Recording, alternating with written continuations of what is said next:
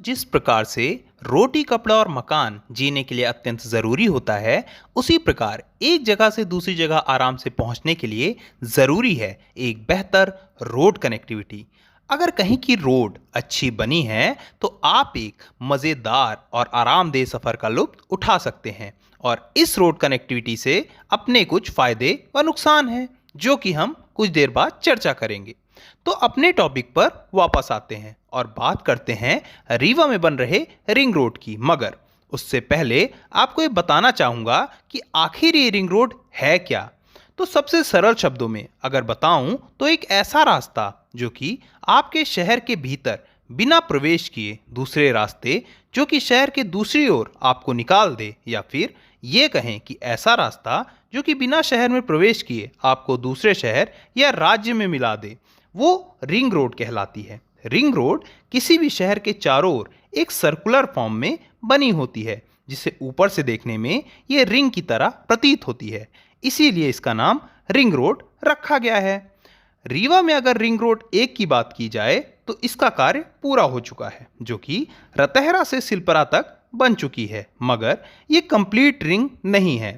Complete ring बनने के लिए ज़रूरी है कि ये कनेक्टिविटी शिल्परा से बेला तक की हो, जिसके लिए कार्य तेजी से चल रहा है। और इसी कार्य को रीवा का रिंग रोड फेज 2 का नाम दिया गया है। कुछ लोग इसे फेज 3 भी कहते हैं, तो इस वीडियो में हम इसे फेज 2 कहकर बोलेंगे। तो अगर बात करें रिंग रोड फेज 2 की, जो कि 13 किलोमीटर लंबी, जिसमें 4 लेन रोड बननी है, जिसकी चौड़ाई यानी कि थिकनेस 34 मीटर होने वाली है, जिसके बीच में 5 मीटर का मीडियन भी दिया जाएगा। और इस प्रोजेक्ट की लागत लगभग 190 करोड़ होने वाली है। चलिए, बहुत अच्छी बात है। ये तो विकास की राह में है हमारा प्यारा रीवा, या फिर यूं कहें कि हो रहा रीवा निर्माण।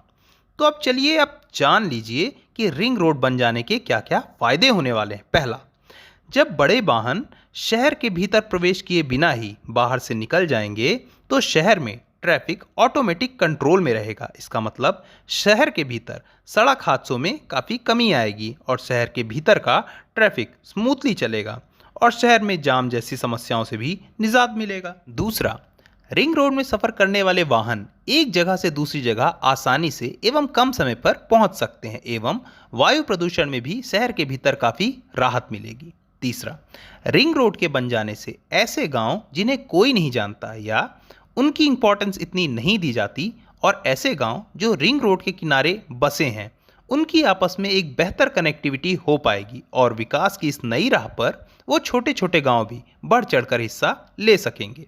तो चलिए जनाब, ये तो कुछ फ़ायदे हो गए, मगर हर सिक्के के दो पहलू होते हैं। तो चलिए अब बात करते हैं इसके डार्क साइड यानी कि नुकसान का।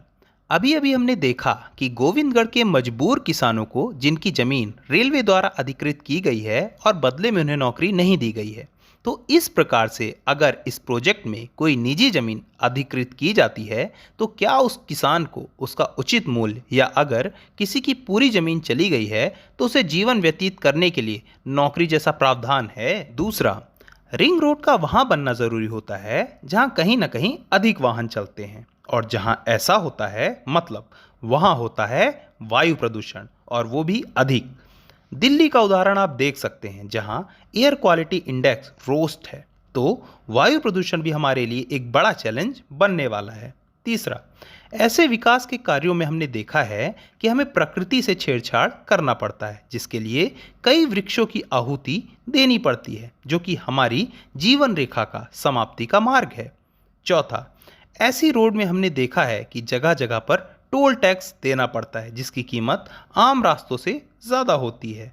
पांचवा, ऐसी सड़कों के पास ना कोई अस्पताल होता है, ना ही कोई देखने वाला।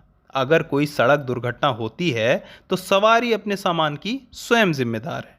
छठवां, बेहतर साइन बोर्ड होना बहुत ज़रूरी है, नहीं तो अगर आप यहाँ से रास्ता भटक गए तो 10 से 30 किलोमीटर की दूरी एक्स्ट्रा तय करनी पड़ सकती है, और साथ ही यहाँ वॉशरूम या टॉयलेट ब्रेक के लिए रुकने की कोई व्यवस्था नहीं होती। तो आखिरकार मैं ये कहना चाहूँगा कि ऐसे प्रोजेक्ट बनाते समय ये ध्यान रखना चाहिए कि इससे ट्रैफिक व्यवस्था तो ठीक रहेगी ना, इससे स्थानीय समुदाय व प्रकृति को नुकसान तो नहीं पहुँचेगा। अगर वृक्ष काटने पड़े तो उसके 2 गुना वृक्ष लगवाने की व्यवस्था होनी चाहिए। सिग्नल बोर्ड्स का जगह जगह और सही जगह लगवाना जरूरी है।